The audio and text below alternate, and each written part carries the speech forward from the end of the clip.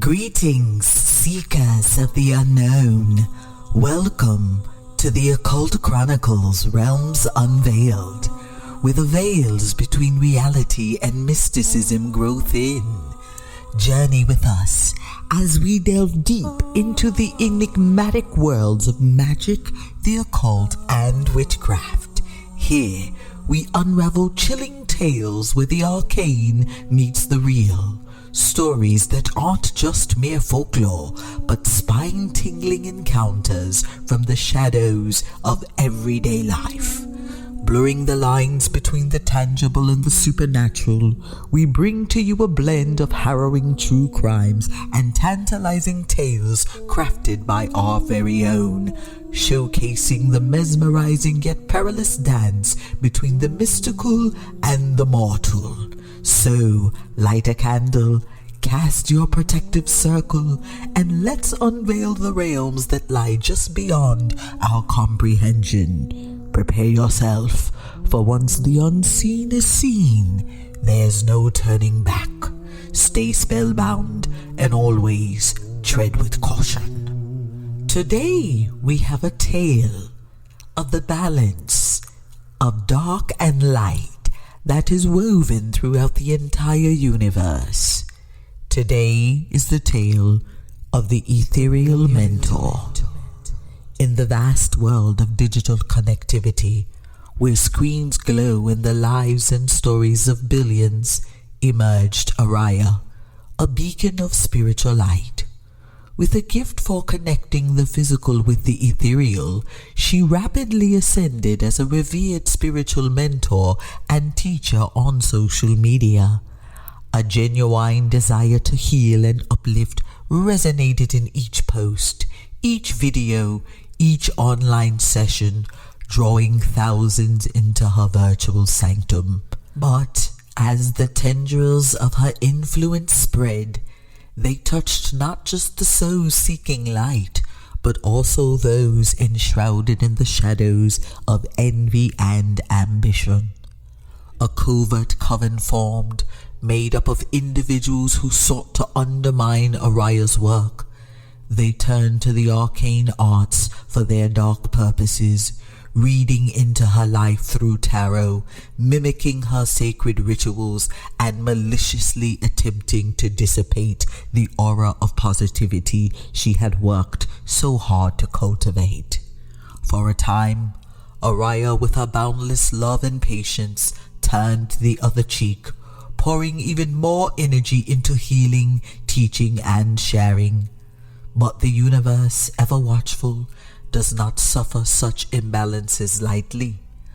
One fateful night, a powerful spirit visited her, a guardian of the realms. With a gesture, it unveiled the faces of those who sought to harm her. Araya, in her infinite wisdom, chose not to seek vengeance in the way mortals might. Instead, she tapped into her profound spiritual abilities to traverse dimensions and realms. As days turned into nights, those who once conspired against her began experiencing unexplained phenomena. In dreams, they'd be pursued by characters, always changing, always shifting, but with Araya's eyes. Familiar animals in their gardens would stand still, staring with an intensity that felt unnaturally accusing. The culmination of Araya's justice was both poetic and haunting. One by one, the souls of her distractors found themselves entrapped, their essences auctioned in the shadowy markets of the nether realms, leaving their physical selves hollow and directionless. Yet, amidst the spiritual storm she had conjured, Araya remained the embodiment of love and serenity. She continued her mission, teaching her followers the ultimate lesson: the universe protects its own, and the energies we send out always find their way back to us. In the end, her legacy wasn't just as a teacher or healer, but as a testament to the equilibrium of the cosmos. She became a legend, a tale whispered in the corners of the spiritual community, reminding all of the power of genuine intent and the consequences of malice. Now, let's take a trip back in his story and look into the lives of some spies or Magi's that lived during the era of Queen Elizabeth. This is the tale of the apocalypse of Dee and Kelly. In the dimly lit chamber of a sprawling manor, hidden deep within the heart of a Renaissance England, two figures huddled over a cautious arrangement of esoteric instruments.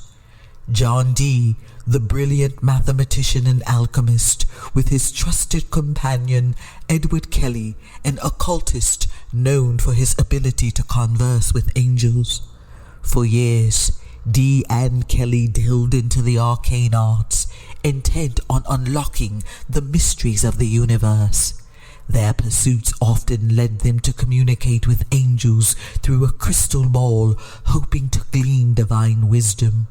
But with every summoning, they tread a fine line, courting not just celestial beings, but risking the attraction of darker entities. One fateful evening, as twilight cast an ethereal hue, the duo attempted their most ambitious conjuration. Dee, with a twinkle in his eye, spoke of a vision he'd had to unlock the Book of Life, said to hold the secrets of the past, present, and future. Guided by an old script they had discovered, they began the ritual. As Kelly peered into the crystal ball, his voice changed, taking on an otherworldly timbre. He began to describe an angel, far different from the ones they usually communicated with. This one was titanic, its vast wings dark as the void, eyes burning like twin suns. They realized too late the severity of their actions. Instead of an angel, they had conjured one of the 4 horsemen of the apocalypse. The room trembled as the entity spoke, its voice echoing the sounds of calamity and doom. It spoke of a world set aflame, oceans turning to blood, and the skies blackening with ash. Despite their terror, Dee and Kelly's curiosity prevailed. They pleaded with the entity, asking if the corning apocalypse could be averted. The horseman, with a mocking laugh, replied that they had set in motion events that couldn't be undone. The balance had been tipped, and humanity would pay the price for their hubris. Desperate, Dee and Kelly worked day and night, researching ancient texts and employing forgotten rituals, hoping to find a solution. Yet, with each passing day, the signs were apparent.